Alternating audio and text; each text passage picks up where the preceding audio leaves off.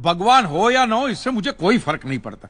ये तो इंश्योरेंस वालों ने कहा कि भगवान ने तुम्हारी दुकान गिराई है या भगवान की वजह से मेरी दुकान गिरी, तो मैंने कहा ठीक है, भगवान मुझे उसके पैसे दे दे, केस खत्म।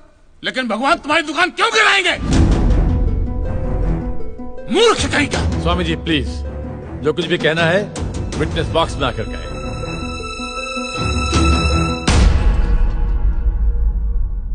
एतस्पातिकिं क्षम्यताम्, एतस्पातिकिं क्षम्यताम्।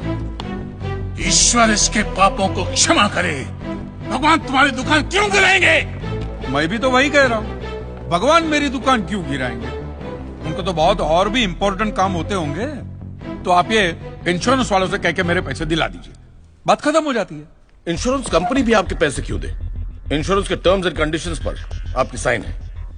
Exhibit number 1 sir. बस तो मिलोड फिर मुझे भगवान को ही पकड़ना पड़ेगा। तो फिर बुलाइए वो राम जी, शिव जी, गणपति, जिससे भी आपकी पट्टी कीजिए। अपड़गुम्बा तांडव बिंडो करके उधर। मूर्ख! मोक्ष की प्राप्ति होती है तभी भगवान मिलते हैं। तेरे जैसे तुच्छ मनुष्य के लिए भगवान धरती पर नहीं आएंगे। होंगे तो आएंगे ना महाराज।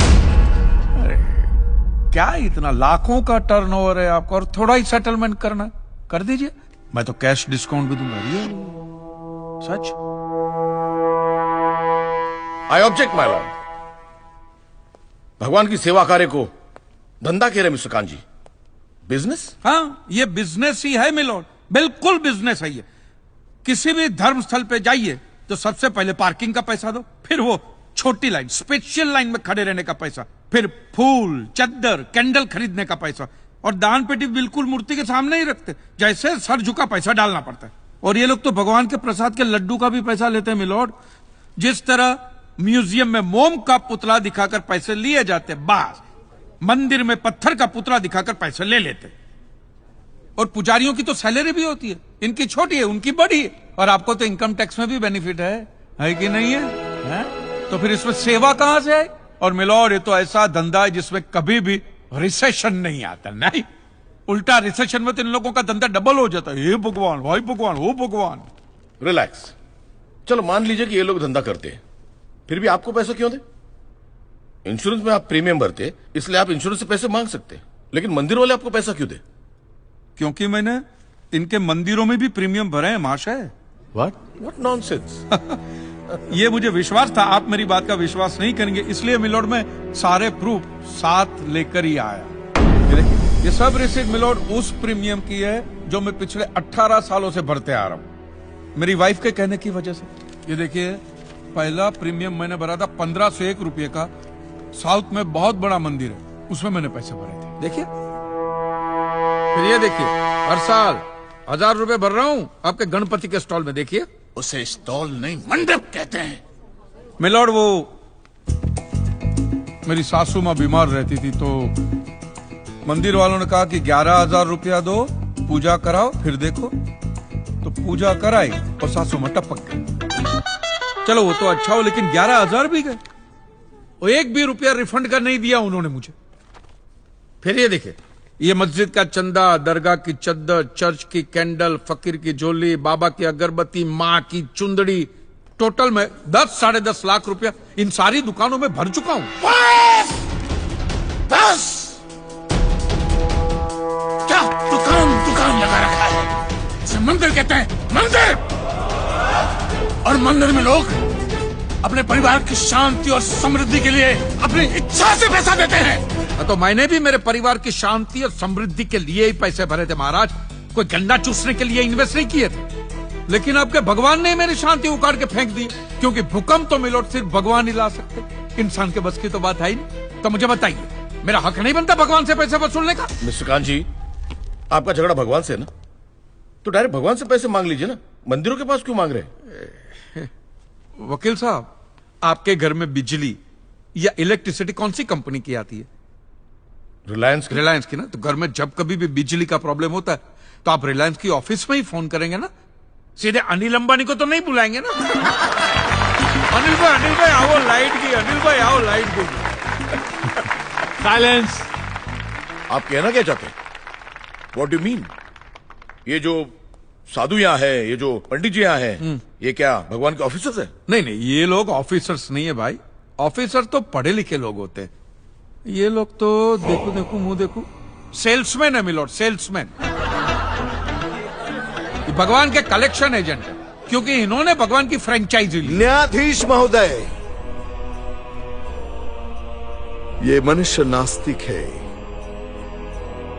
जो ये कह रहा है उसका ज्ञान स्वयं से नहीं है,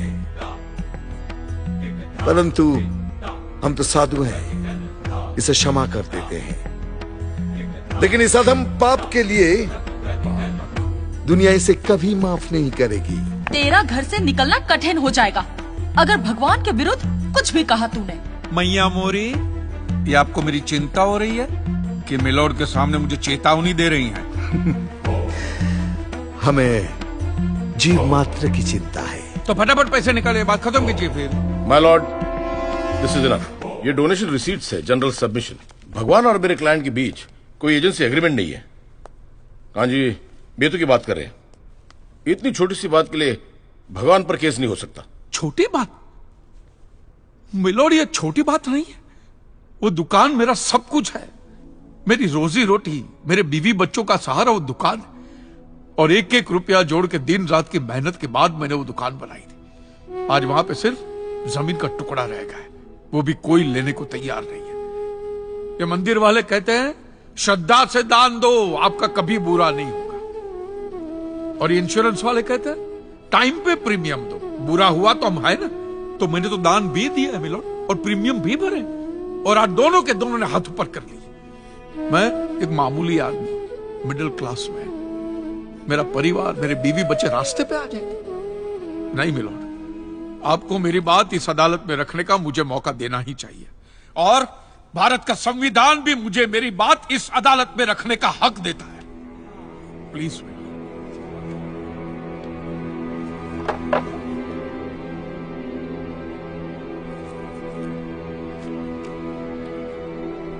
एक मिडिल क्लास बिजनेसमैन के लिए 1 करोड़ रुपए बहुत बड़ी रकम होती है, और खास तौर से सवाल जब उसके सर्वाइवल का हो। इसलिए यह अदालत कांजीलाल जी के मुकदमे को एक्सेप्ट करती है।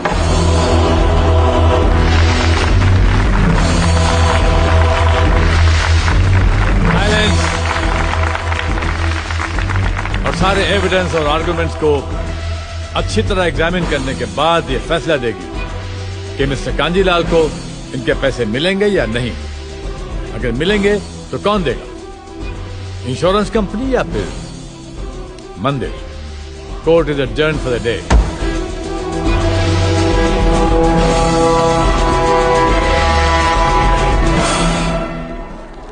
रुकिए रुकिए महाराज, अब आप लोगों को जितनी पूजा करनी हो, आरती करनी हो, जितना घंटा हिलाना हो, सब हिला लीजिए आप।